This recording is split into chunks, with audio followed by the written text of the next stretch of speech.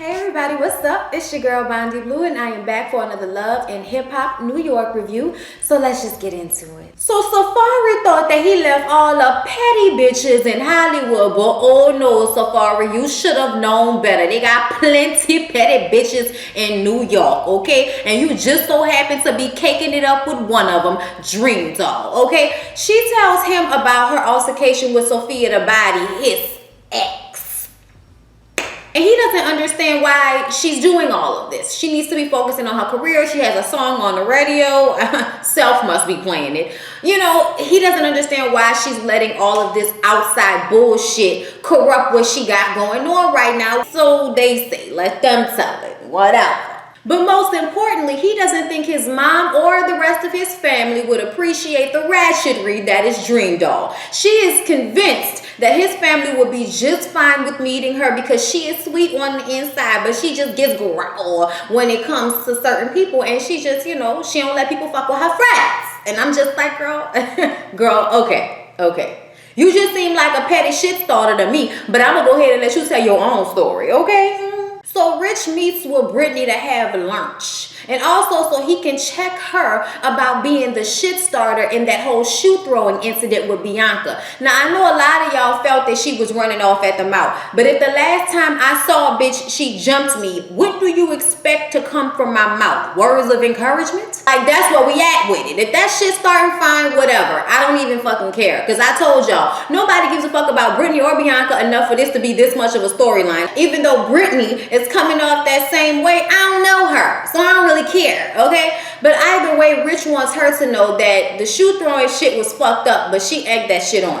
And if she wants to continue to work, she needs to get that shit in check. So then Navarro pops up, and I'm like, oh, we must be doing another swisheroo. You know, whenever one of the artists is getting a little bit too ratchet for the manager's liking, they switch it up. Navarro and Rich have been doing this since the season started, okay? Because he was about to throw Anais on Rich, and now Rich is about to throw Brittany on him. Y'all, I can't fucking take it, okay? Segue into Anais and Rich fucking. So Carl is being tied up in a chair so he can take this lie detector test, all right? And he feels like a criminal, okay? And I'm like, nigga, you feel like a criminal. You should feel like this is an episode of Maury, because that's how I feel, okay? Sitting up there getting this lie detector test. He thought that guilt trip he put on her was going to work, but no, ain't not going to work. So he's getting the test, and while, you know, she's seeing the little needle getting all crazy and going wild and shit, she getting nervous because she's in there with him, right? And Mo is just like, I thought I was doing everything right. I thought he was going to come in here and pass this test, but no, the nigga failed. And I'm like, but we knew he was going to fail, right? I felt like we all expected him to fail, you know? But the thing that bothers me is that Lil Mo is using her 8-year-old son as the reason why she's putting us through this. And I'm just like, no. Don't do that. Don't use the kids, okay? I'm tired of you motherfuckers on Love and Hip Hop New York using the kids, okay? You're doing this because you want a storyline on this reality show, Lil Mo, instead of going out there and putting out some goddamn music. This is Mo's third and final marriage, okay? She is going to do whatever she has to do to make this marriage work. So she called on one of reality TV show's favorite therapists, Dr. Jeff, okay? Dr. Jeff has been ever been well, okay? Ever been well. Shout out to Manny Fresh. And he's here today to help Carl talk about his stylish ways and come to the understanding that what he is doing is cheating, because if Mo were to do it, he would have a problem with it. And y'all want to know what he's doing? He says that he didn't sleep with anybody, but he receives and sends, you know, provocative naked pictures to various females. That's what he says to her. And Lil Mo is just totally taken in by the sad face and I'm sorry and we gonna work it out. So she feels like she and Carl are gonna work this shit out. She's not gonna leave like she does every other time. And I'm like, girl, all right.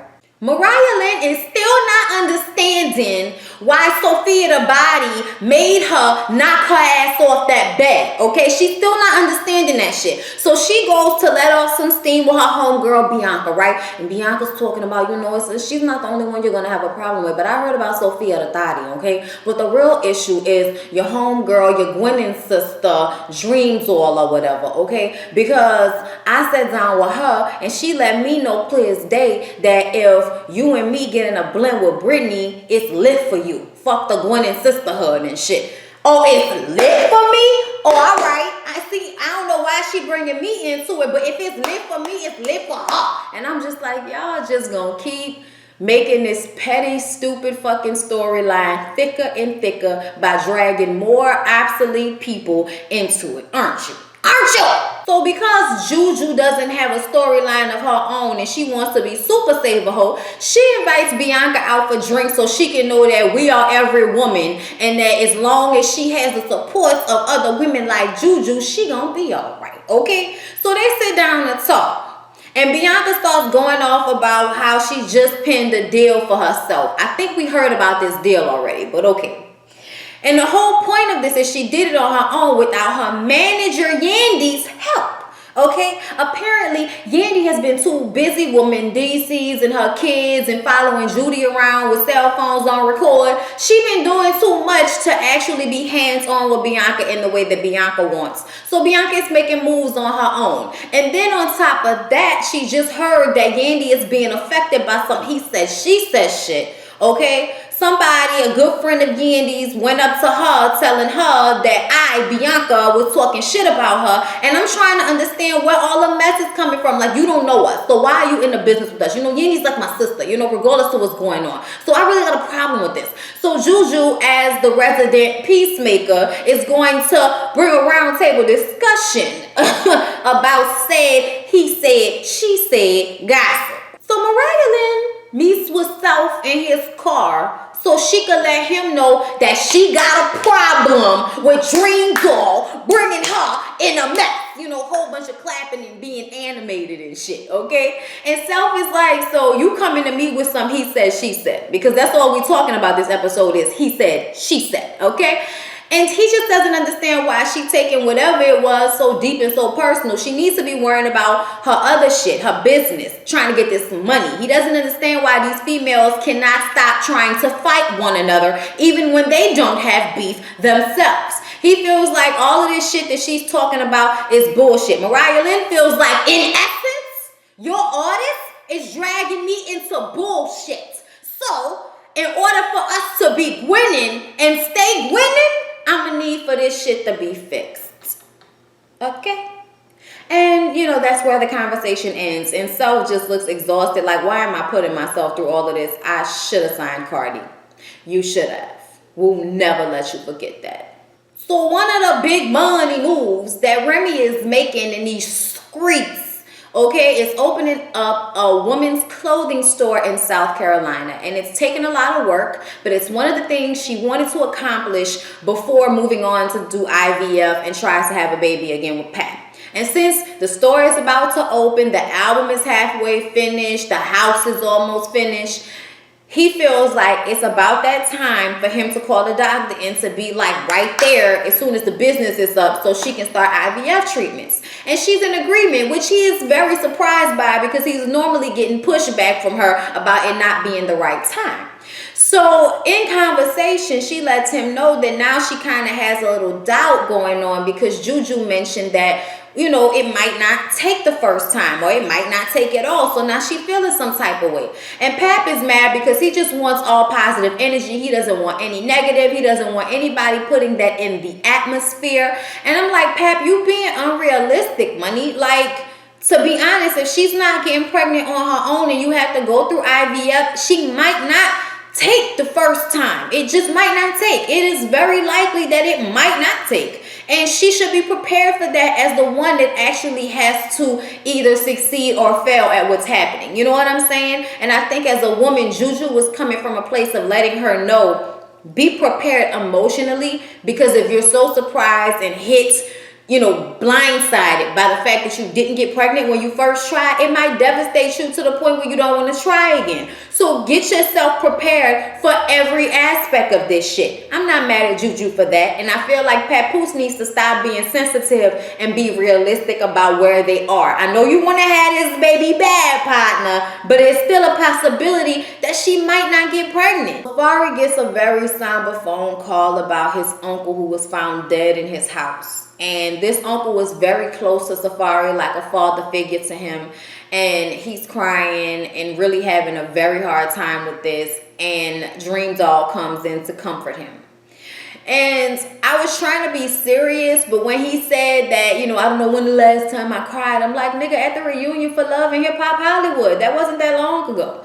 And then, he was saying that Dream Doll is not a thought pocket, because if she was, then she wouldn't be right here with him at a time like this when he needs somebody. And I'm like, bullshit. She's the type of girl that'll make you feel like, oh, we really in this together. But then Safari is on the next television show on VH1 lineup talking about Erica Mena is everything to him. Like, I'm just saying, like, come on. Don't mix these serious moments in with bullshit, because then I'm not really in it the way I should be. I'm just waiting for a moment where they start playing goofy fucking music. And I do feel for Safari, and my heart is in there with him as a man for losing a family member. But don't be mixing in that real shit with this bullshit relationship you got going on with Dream Doll. Don't do that no more. So Juju meets with Yandy and Jonathan so that she can talk to her about Bianca.